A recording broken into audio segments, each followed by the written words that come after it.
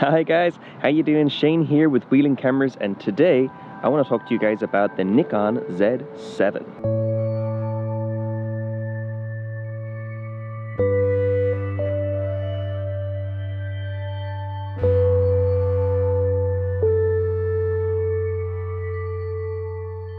I am here at the back of the Hump Museum and it is amazing out here. It is so serene, so quiet. I love it out here. And if you guys ever get a chance, pop along. However, I'm not here to talk to you about the Hunt. I'm here to talk to you about the Nikon Z7, their new mirrorless full frame camera. So here are my thoughts.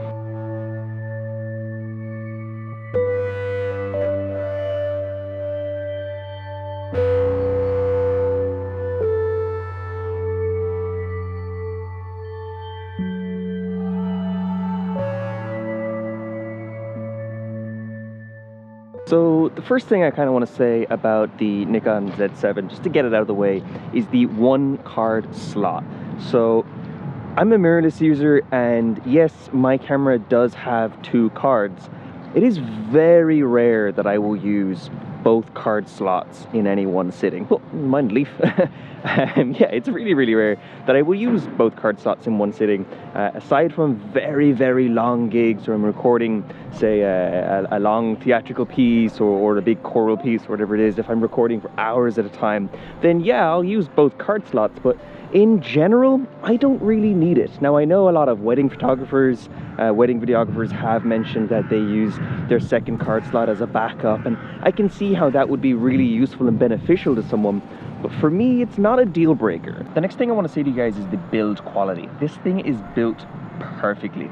It feels good. The weight is not too heavy. It's actually way lighter than it looks.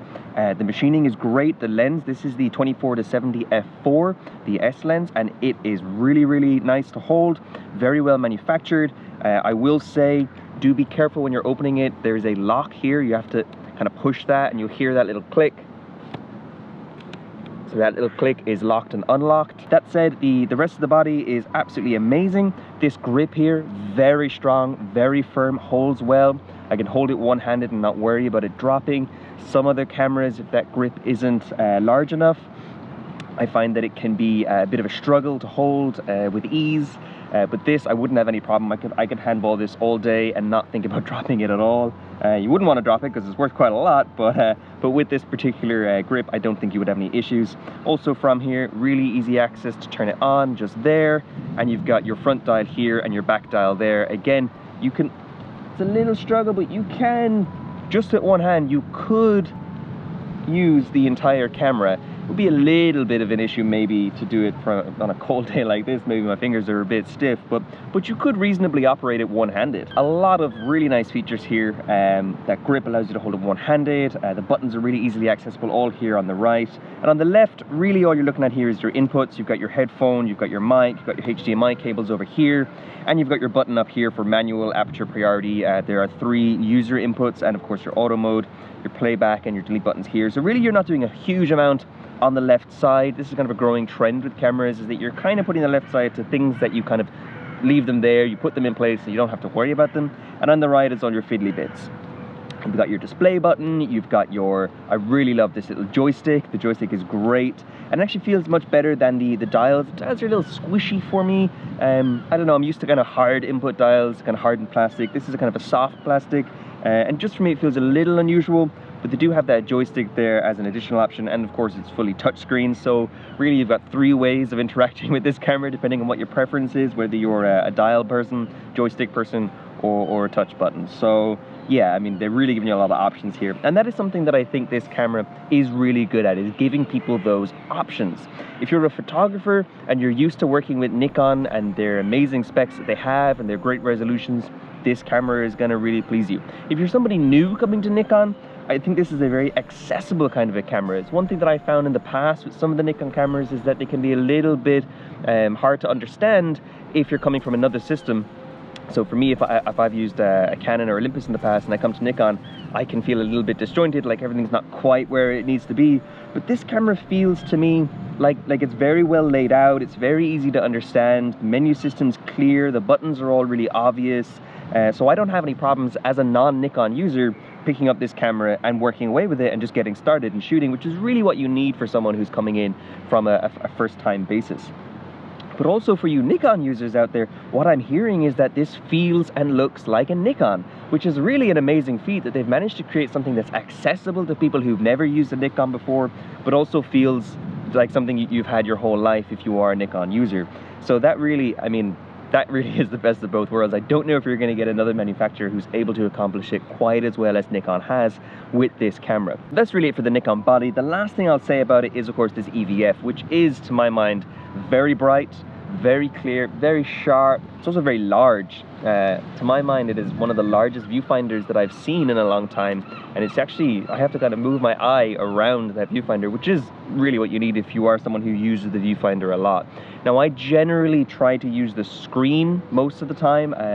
I'm one of those new users, that's what I'm used to, but I do find using the viewfinder has a lot of benefits, especially if you want to get into that photographic mode, that kind of mindset that you might be used to. That is one thing to be aware of here in this situation, is that you'll probably find you rely on the EVF less than if you use a DSLR. DSLRs use optics and they use mirrors and they bounce the light in and it shows you a great scene, whereas this is interpreting the image from the sensor.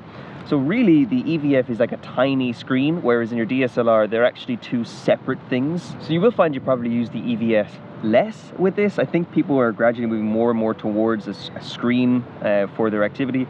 But if you're someone who wants to use the EVF, this camera doesn't let you down. Again, one of the best that I've seen, one of the brightest, clearest, and sharpest, and biggest. So what does this camera actually have? Let's look at the bells and whistles, as they call it. So this camera has a 46 megapixel sensor. That is, of course, the full frame, okay? So 46 megapixels on that full frame camera.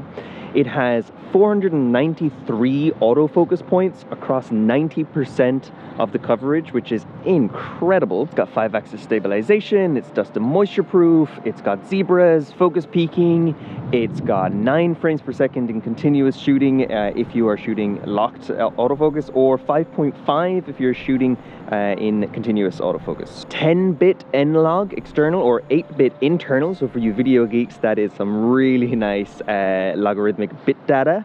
And it also, of course, has the 4K. Now, there's a lot of arguments about whether or not people need to shoot 4K, but hey, it's what everyone else is doing, so why can't we? So for me, the only thing this camera is really missing is that screen. It does have a tilting LCD screen, and it's a great screen, really bright, really sharp, really clear, but it doesn't spin all the way out. And for me, once you get a spinny screen, it's really hard to go back to just a tilting one. Now, is this a blogger's camera? Is this a vlogger's camera? I don't think it is. I don't think it is for that particular market. There are loads of great options if you are a vlogger, and even if you are a high-end pro vlogger, and that's what you do, like this guy here working as a vlogger. I think there are great cameras for you. I'm not sure this is the one. I think this is more for the high-end pro market. It's for wedding videographers. It's for guys doing shorts, doing adverts for clubs, pubs, that sort of a thing, for going out and doing trailers, even making movies. I think you can make a movie in this camera. Is it for vloggers? Probably not, and again, purely because of that screen issue, but also, again, it's got a very high-end price tag and you're getting some high-end features. And for me, I think one of those high-end features really is that screen. So that would be my really only critique of it. For the price you're paying, I would be expecting that kind of a screen. So maybe it's a quibble, maybe I'm wrong, but I don't know, that's me.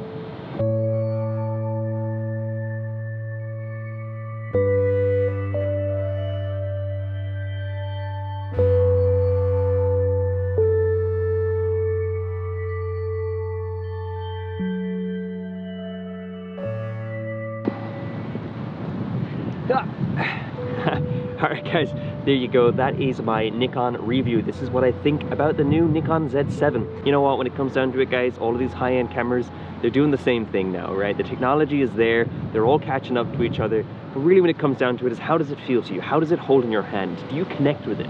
For me, I instantly connect to this camera. It is a great build, a great feel. There's a huge amount of potential. The specs are amazing. It's got all the bits and pieces that I would be looking for in a camera. Really, I'm looking at this going, okay, it's got that 10-bit N-Log. It can do the 4K video that I'd use all the time, that I'm using right now. It's got amazing autofocus, super fast continuous focus, huge amount of video capabilities here. If you're a Nikon user, it'll feel totally familiar to you. And if you're a new user, it'll be intuitive to use. This is an incredible achievement here from Nikon. I think they're going to go far with the Z7. And you know what, guys, at the end of the day, if the Z7 is out of your budget, you're not losing a lot with the Z6, but you're gaining a huge amount on the budget back. So guys, definitely worth a look, definitely worth a consideration. Pop into us in Whelan's, let's see, let's have a chat, let's put it in your hand and see how it feels to you. So that's me, guys. It's been really fun here at the back of the hunt. Do pop down for a coffee down here someday, it's absolutely gorgeous. And pop into us in store and have a chat. We'll see you then.